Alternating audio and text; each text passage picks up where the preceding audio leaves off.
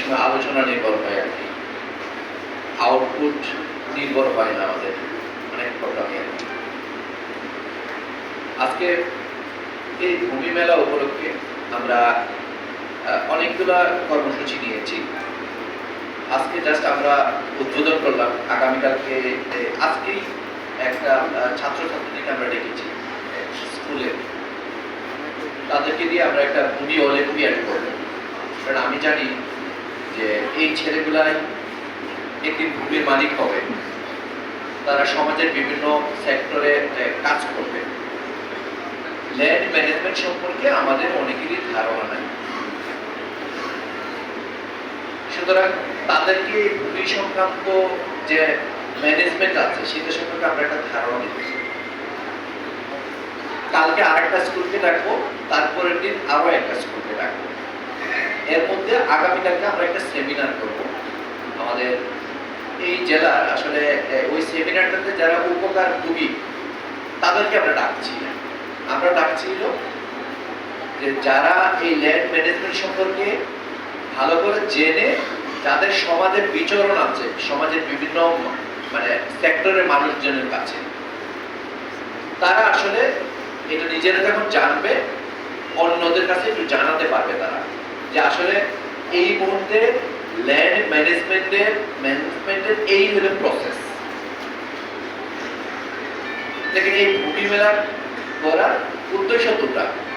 একটা হলো যে আমাদের ভূমি ব্যবস্থাপনা সম্পর্কে মানুষদেরকে জানানো, এবং এই জানানোর কাজটা আমাদের ভূমি মন্ত্রণালয় গত কয়েকদিন যাবতীয় করছে, মিডিয়াতে প্রচার করছে, আমরাও এই জেলা শহরে মাইকিং করছি, আমরা সমাজের বিভিন্ন জন মানুষজনের কাছে যাচ্ছি।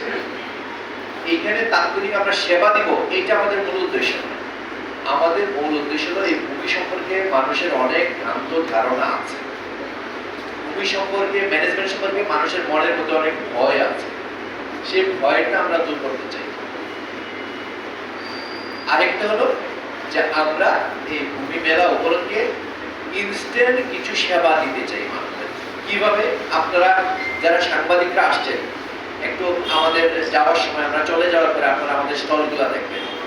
আপনারা কি বলেন? প্রায় সময় বলেন যে আমি একটা জমির নামজারি করতে চাই, কিন্তু আমি জমির নামজারিটা করতে পারছি না, আমি অন্যায় স্বীকার করছি, আমার কাগজপত্র নিচ্ছে না। আবার আরেকজন বলে যে আমি ভূমি উন্নয়ন কর দিতে চাই, আমার তো ভূমি উন্নয়ন কর হলো এত টাকা, কিন্তু তারা বেশি টাকা নিতে চাচ্ছে, বা আমার ভূমি উন্নয়ন করটা নিচ্ছে না, আমাকে নানা ধরনের মানে টাল বাহানা করছে যে এই জমিটা আপনার না, এখানে আরো সমস্যা আছে, এরকম। আপনি দেখবেন আপনি আমার অফিস সম্পর্কে বলবেন যে স্যার আমার তো কিছু বিপি সম্পত্তি আছে, আমি দীর্ঘদিন যাবত এই বিপি সম্পত্তিটাতে আপনাদের লিজ মানি দিয়ে আমি এখানে থাকি, কিন্তু অনেকদিন যাবত এই জায়গাটাতে আমি যেতেও পারছি না, বা আমি আছি কিন্তু আমার লিজ মানিটা পরিশোধ আমি করতে পারছি না, আমাকে হয়রানি করছে, বা আমার এত টাকা আমার কাছে পাবে কিন্তু আমার কাছে আরো বেশি টাকা যাচ্ছে। আবার আরেকজন এসে বলবে যে আমরা অধিগ্রহণ, আমাদের জায়গা অধিগ্রহণ হয়েছে, সরকার আপনার কাছে টাকা দিয়েছে, কিন্তু আমরা আমাদের সেই অধিগ্রহণের যে জায়গার মূল্য সেটা আমরা পাচ্ছি না।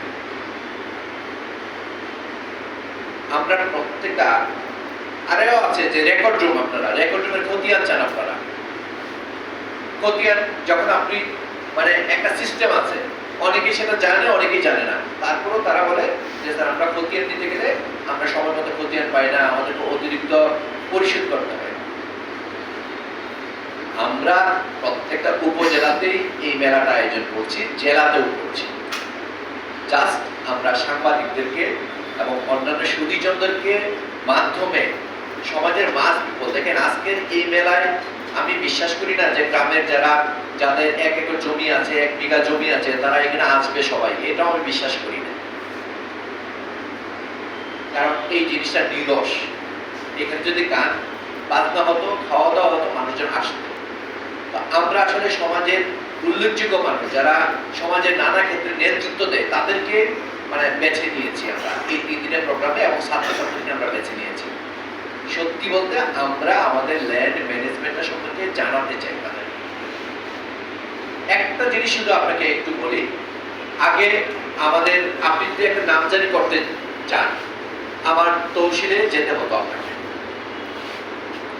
তহসিলের সাহেবের অনেক মর্জি থাকতে পারে আপনাদের উপর, যে সে বলবে আপনার এই কাগজ নাই ওই কাগজ নাই। এখন দেখেন এই যে আপনার জমি আপনি নামজারি করবেন, আপনাকে সরকার এই এত বেশি অনলাইন সেবা দিয়েছে, আপনাকে কখনোই আমার তহসিল অফিসে যেতে হবে না, আপনাকে আমার ল্যান্ড অফিসে যেতে হবে না। সরকার চায় না, আমরা নিজেরাও চাই না কোনো ব্যক্তি আমার ভূমি অফিসে সশরীরে যান। কারণ আপনি যখন আমার সামনে আসবেন, সশরীরে আসবেন, তখনই আপনার সাথে আমার একটা অন্যায় করার একটা সুযোগ থাকে। আমি আপনাকে বলবো সরকার পুরো সিস্টেমটা অনলাইনে করে দিয়েছে। কিভাবে অনলাইনে করে দিয়েছে? আপনি বাসায় বসেই আপনার কাগজপত্র আপনি ডাউনলোড করে আমাদের অনলাইনের একটা অ্যাপস আছে, সেইখানে আপনি আপনার নামজারি আবেদনটা করে ফেলবেন। যদি সেটা না পারেন, বাজারে যে কোনো দোকানদার আছে যারা ওই যে কম্পিউটার নিয়ে কাজ করে, তাদের কাছে আমাদের পুরো প্রসেসটা দেয়া আছে। তাকে বলবেন যে সে আপনাকে টাইপ করে দিবে, তার একটা হয়তো সেবা মূল্য নিবে, এইগুলো ডাউনলোড করে দেওয়ার পরে সে হয়তো আপনার কাছে 50 টাকা, কোন জায়গাতে 50 টাকা নেই, কোন জায়গাতে 100 টাকা নিতে পারে, কেউ 200 টাকা নিতে পারে। তাদের কাছে গিয়ে আপনি আপনার কাগজপত্র দিবেন, সে অনলাইনে আবেদনটা করে দিবে। অথবা আপনি আমাদের প্রতিটা ইউনিয়ন পরিষদে একটা উদ্যোক্তা আছে, ডিজিটাল সেন্টার আছে, তাদেরকে ইনস্ট্রাকশন দেয়া আছে, তাদের কাছে আপনারা যাবেন, গিয়া ওইখানে আপনি আবেদনটা করবেন। মজার কথা হলো কি, এই যে আবেদন করলেন, আমরা চাই না যে এই লোকটা আর ভূমি অফিসে যাক। কারণ আমাদের প্রেস ক্লাবের সভাপতি সাহেব একটা গুরুত্বপূর্ণ কথা বলেছেন, বিষয়টাতে আমরা অবগত, ভূমি মন্ত্রণালয় অবগত, যে আপনারা সিনিয়রের উপরের দিকে যতটা স্বচ্ছতা আছে, প্রায় সময় যারা নিচে কাজ করে তাদের সেই স্বচ্ছতার ঘাটতি আছে, এটা আমাদের অবজারভেশন আছে। আমরা সেই জন্যই পুরো প্রসেসটাকে আমরা অনলাইন করেছি। এখন আসেন, আপনি ভয় পেতে পারেন যে আমি যে নামজারি আবেদনটা করলাম, আমি যদি নাই যাই আদৌ কি আমারটা হবে? আমাদের এই নামজারির একটা টাইম দিয়ে দিয়েছি আমরা 28 দিন, আপনাকে 28 দিনের মধ্যে করতেই হবে। এবং এই যে আপনি আবেদনটা করেন, এই আবেদনটার সাথে শুরুতে যখন করেন আমাদের ইউনিয়ন ভূমি অফিসের কোনো স্টাফরা জড়িত নয়, তাদের কাছে এটা আসেও না। সবার আগে আসে না আমাদের এসিলেন্টের কাছে। এসিলেন্ট জাস্ট একটা ডেট ফিক্সড করে দেয় যে আগামী এত তারিখের মধ্যে, not more than 7 days or 10 days, একেবারে ফিক্সড করে দেয় অনলাইনে যে আপনি তহসিলদার এই জমিটার নামজারির ব্যাপারে আপনি আপনার প্রতিবেদন দিবেন।